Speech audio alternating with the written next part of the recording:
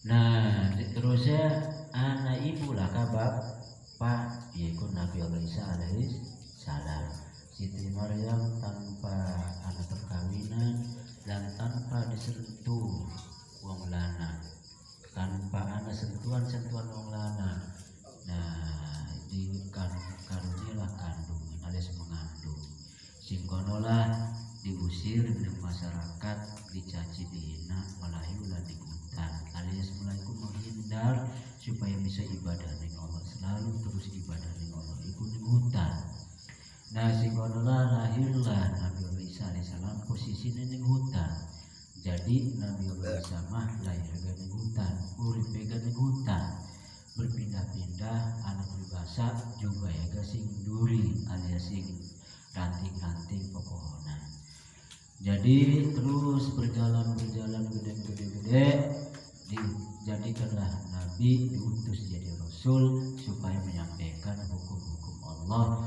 Diwahyukanlah kitab Injil, iku kitab Nabi Isa alaihissalam sing diwahyukan ning kanjeng Nabi Isa alaihissalam kangge disampaikan ning umat Nabi Isa arane umat Nasrani alias Kristen. Nah terusnya julukannya Al-Masih, Al-Masihu, Al-Masih. Nah Isa Al-Masih artinya Isa Al-Masih ku wong sing tukang lelancong, Al-Masih ku wong tukang lelunga. Jadi dawae lunga-lunga. Kenapa? Berpindah-pindah tempat, selalu dakwah ning merana-merana wong, tapi ada umat orang duwe nabi. Seumur hidup Nabi sallallahu alaihi wasallam orang Arab di orang umat. Dua kan sebatas seorang ibu, waktu itu ibu hanya seorang ibu selalu mendampingi dan mendoakan. Nah jadi sing paling susah sekabeh Rasul yaitu Nabi Isa alaihi salam. Tapi berhubung Rasul berhubung Nabi tetap sengaja susah kan, terus berjuang menegakkan agama Allah, terus berjuang menyampaikan hukum-hukum Allah yang umatnya. Harus peduli, harus menghina, harus peduli, harus membunuh orang, sing penting menyampaikan.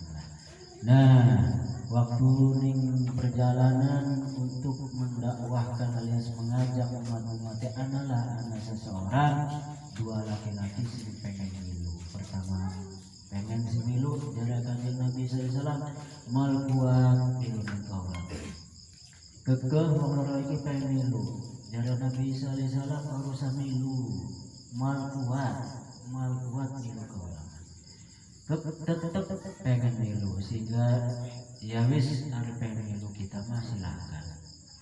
Nah singkonolah dites ning kanjeng Nabi sallallahu alaihi wasallam. Kanjeng Nabi sallallahu alaihi wasallam kumpul kelan orang itu. Nah singkonolah anak gunung gede ning Nabi sallallahu alaihi wasallam. Jar bahasa kene mah jadilah emas. Si gunung itu berubah jadi emas. Total kena mukjizat Nabi sallallahu alaihi wasallam, gunung total segunung jadi emas. Nah singkonolah jara Nabi sallallahu alaihi wasallam ning bocah ning wong lanang loro iki sing dulu. Wis kene bidit ya urusan dulu kita. Wis dikene. Silahkan miliki iki gunung emas. Silahkan. Nggo sira silahkan. Nah, wis mengkonon Nabi sallallahu alaihi wasallam lunga tinggal loro iki yaitu ning gunung emas. Nah sehingga jari wong loro iki wis dipersilakan untuk dimiliki. Alias analah kepengen untuk memiliki si gunung emas iki ning wong loro iki ning ati benak atine. Sangat sugih sangat kaya sangat sugih, pasti sugih karena gunung emas.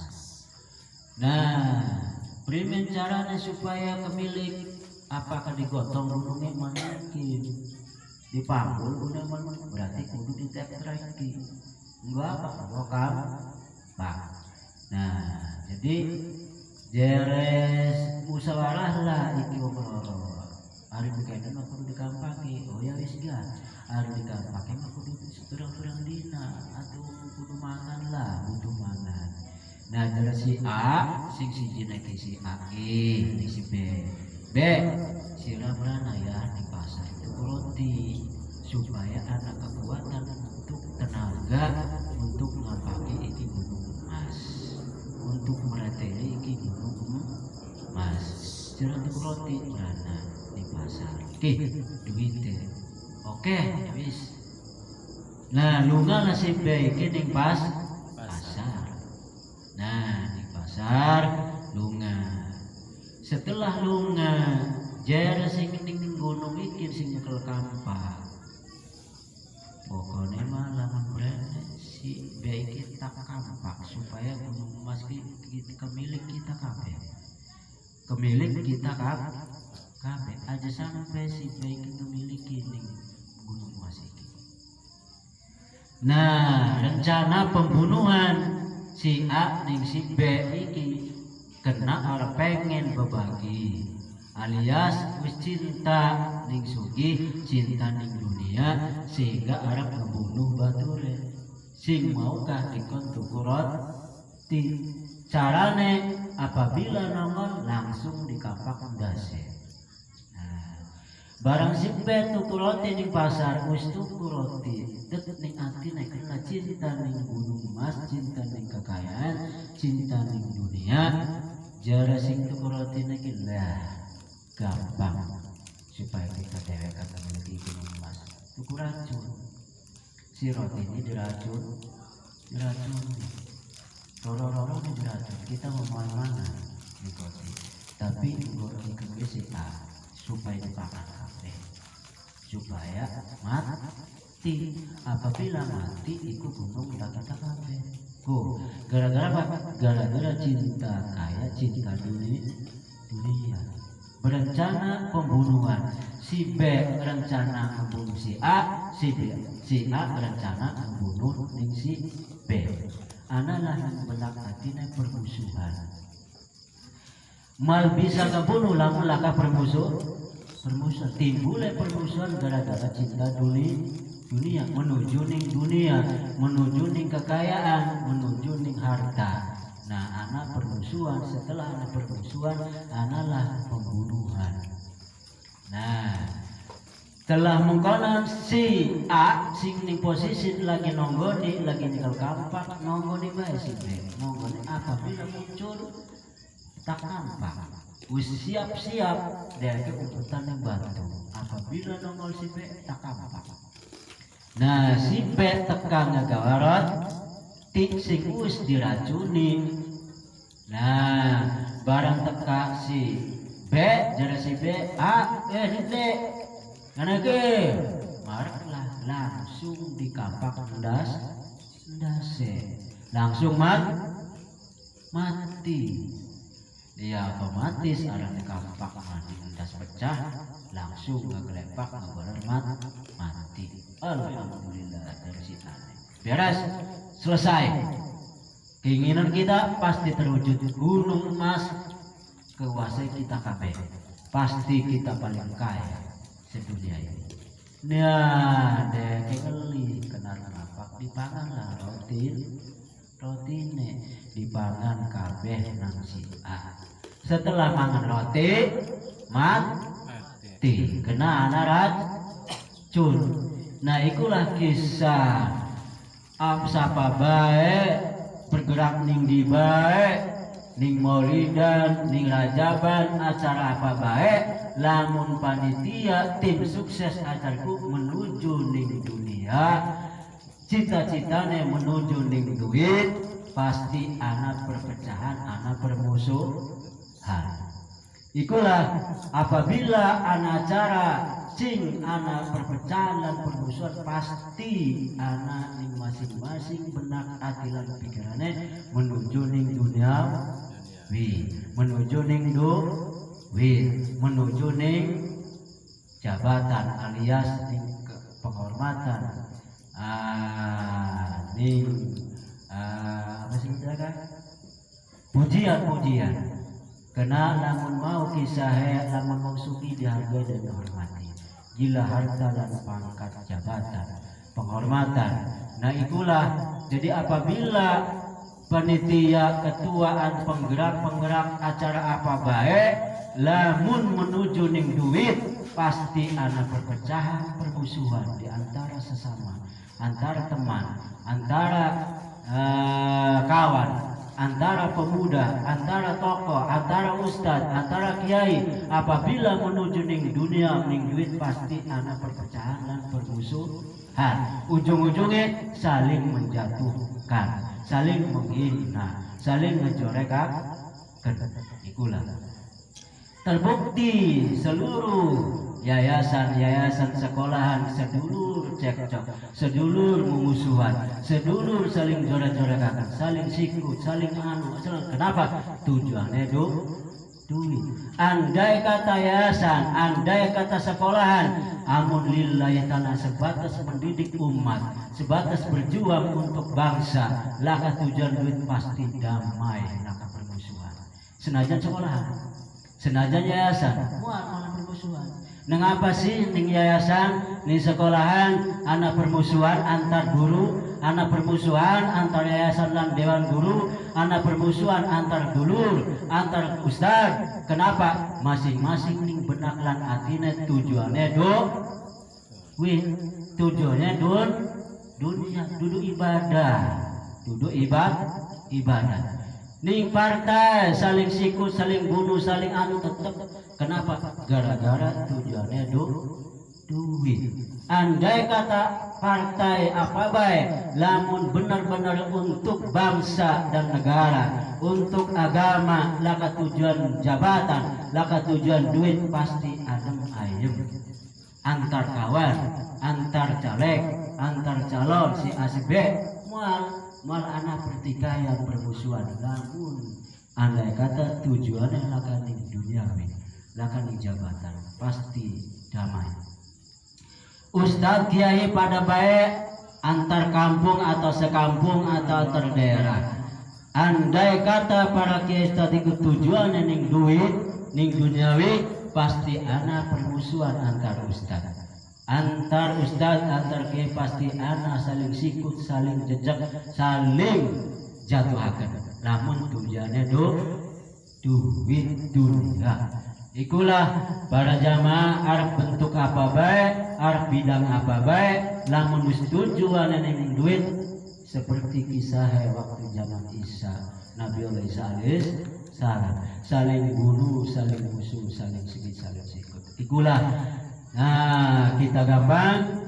Nah apabila andai kata sehingga kula ingat waktu kula ngimpi Abu Yusuf guru kula ceringin soga, andai kata lamun pengen menyatukan umat kudu menggo ilmu tasawuf, lamun pengen kedamaikan masyarakat kudu menggo ilmu tasawuf. Arti tasawuf bersihkan hati. Dari mana? Bersihkan hati dari apa? Dari tujuan dunia dan jabatan, dari tujuan cinta dunia dan harga diri. Jadi tasawuf iku lamun dinggo orang menuju ning duniawi, orang menuju ning duit, orang menuju ning gaji, orang menuju ning upah, dan orang menuju ning makhluk. Artinya orang menuju ning pengen di mulia-muliakan, orang pengen di harga-hargai, orang pengen di ustad-ustad atau di kiai baik, orang pengen di harga di pribadine, atau orang pengen dibahas ning kelompok-kelompoknya, orang pengen anak penghargaan sing masyarakat dan umat, lan lakat tujuan anak ibadah. Ikulah menggo tasawuf sing pasti jelas.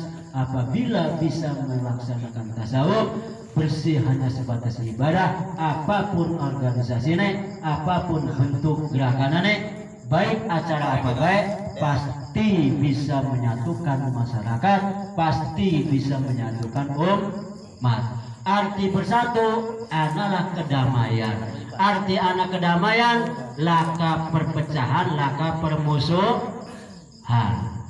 Mual anak apa be acaranya baik muludan, Isra, acara apa baik, sekolahan apa baik, organisasi apa baik, partai apa baik, lamun wis ngenggo ilmu tasawuf artine hanya sebatas ibadah ning Allah, laka tujuan duit, laka tujuan duniawi, laka tujuan pengen dihargai, pengen dihormati, insyaallah pasti jadi sumber kedamaian. Apa baik bentuknya, gerakan apa baik pasti jadi sumber kedamaian, pasti jadi sumber keselamatan, pasti sumber keberkahan, pasti sumber kebersatuan umat. Lamun tujuannya ibadah, lamun tujuannya laka tujuan lan jabatan.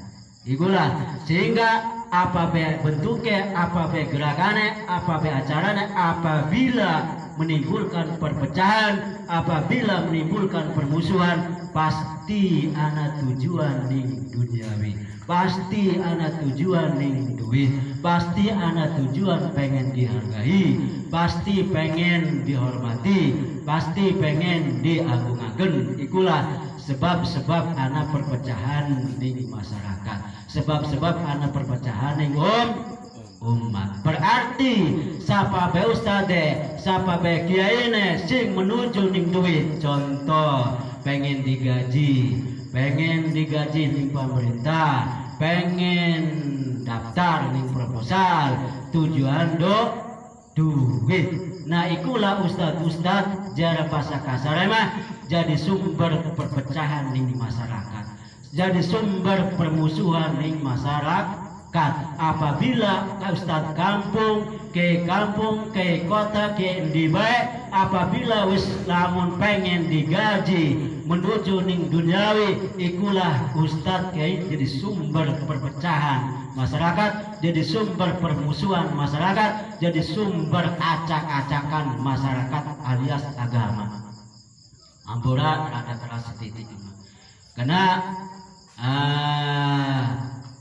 3 tahun kula terjun di masyarakat Bojogadung khususnya dan seluruhnya diteliti, ternyata perpecahan di masyarakat biang keladine mah ustadz, biang keladine mah kiai, biang keladine mah tokoh masyarakat, itu biang keladine perpecahan ning umat.